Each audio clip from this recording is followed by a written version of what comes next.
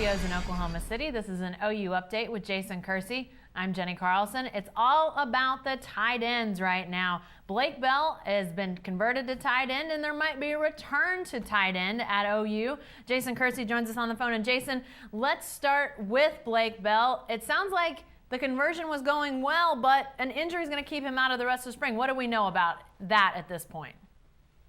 Well, we know, Blake was injured on a goal line, a goal line drill. He suffered a knee injury.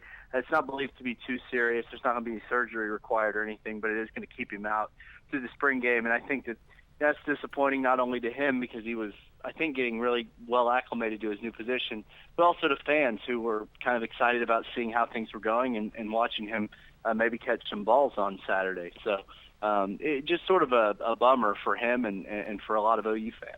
Well, as you said, we haven't really had a chance to see exactly how things are going, but from what we hear, is that conversion being a successful one? Obviously, Blake Bell knows how to, maneuver with the ball in his hands, but now he's got to catch the passes coming to him, and he's got to block some. How's he doing with all that from what you hear?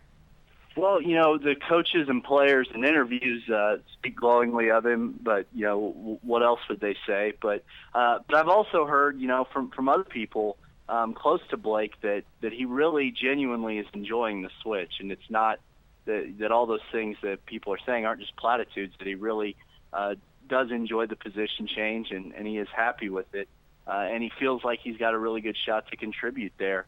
Which is really all he wanted all along. He didn't want to be a backup at OU, and this was a way for him to get on the field.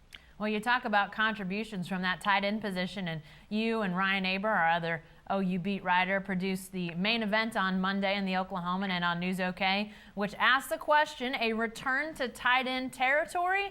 We've obviously seen the tight end sort of fade into the background at OU. Is there a chance that tight end is going to become a more prominent part of the Sooner offense?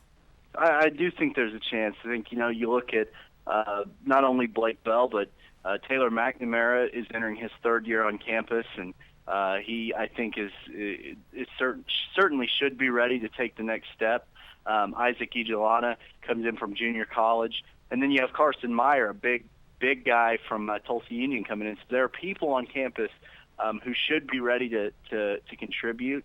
And I think that I think they believe that they're ready to contribute. And the tight end was such a big part of OU's passing game for so long in the Stoops era, and it just hasn't been. It's been fairly irrelevant the last couple of years, at least as far as the passing game goes. And I think they're ready to get back involved again. Well, let me ask you one last question about that, Jason. Looking backward a little bit, when you think about tight end position standouts in the Stoops era, it's a pretty good group. You're talking about guys like Jermaine Gresham, Trent Smith. You all ranked in that main event who those best tight ends have been. It's a pretty good group.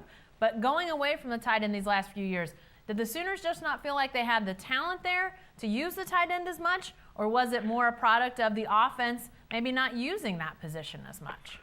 Well, I think it was a couple of things. I think it was partly what you say, they weren't confident in the guys that were there, that they were going to be able to contribute in the passing game. Now, Trey Millard and Aaron Ripkowski, the fullback, played tight end, but they were mostly out there to block in the running game. They didn't, they weren't guys who were catching a whole ton of passes. But I think it's also a product. They had so many good receivers. I mean, it's not like they were lacking in playmaking wide receivers the last couple of years between Jalen Saunders, Sterling Shepard, Colton Bester came on. They had Justin Brown a couple of years ago and Kenny Stills. So I think it's kind of a combination of those two. All right, if you want to read more about the tight ends making a comeback at OU, be sure to check out that main event in the Oklahoman and online at newsok.com. And be sure to stay with the best coverage team anywhere at newsok.com and every day in the Oklahoman.